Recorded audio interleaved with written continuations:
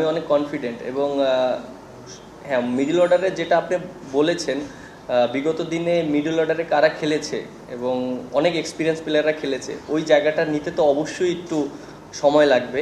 আর আমার কাছে মনে হয় যে সেই সময়টা আমরা পেয়েছি এবং নিজেদেরকে গুছিয়ে নিয়েছি, এবং যারা খেলছে তারা ডোমেস্টিক অনেক ভালো খেলছে এবং টপ পারফর্ম করছে।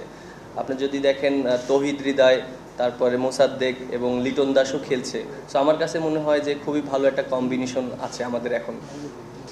না, অবশ্যই দেখেন যে সবাই অনেক এক্সাইটেড এবং আমরা সবাই চেষ্টা করব আমাদের সর্বোচ্চটা ভালো করার জন্য। আর হ্যাঁ, রিশাদ এটা তো অবশ্যই যে ও ডোমেস্টিক খেলছে, আপনি দেখেন বিভিন্ন ফ্র্যাঞ্চাইজি ক্রিকেট খেলছে, ও আরও বেশি কনফিডেন্ট হচ্ছে, আরও নিজেকে গুছিয়ে নিচ্ছে। আমার কাছে মনে হয় যে ও যদি আরও বেশি নিজেকে আরও এস্টাবলিশ করতে চায় তাহলে আরও ভালো পারফর্ম করতে হবে। এবং আপনি একটা জিনিস খেয়াল রাখতে হবে যে হ্যাঁ, ফ্র্যাঞ্চাইজি টি-20 খেলা, সো আর ওডিআই খেলা দুইটাই ডিফারেন্ট খেলা, বাট ওকে আরও প্রোয়াক্টিভ হতে হবে, যেহেতু ওডিআই ফরম্যাটে ও বেশি ম্যাচ খেলেনি।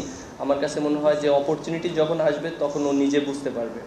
এবং আমার কাছে মনে হয় উইকেটটা অনেক ভালো আছে। আমরা চেষ্টা করব ভালো উইকেটে খেলার জন্য, কারণ ভালো উইকেটে যদি আমরা ম্যাচ জিততে পারি, বোলাররা ভালো বোলিং করে, ব্যাটসম্যানরা রান করতে পারে, দিন শেষে আমাদের কনফিডেন্টটা খুব ইম্পর্টেন্ট।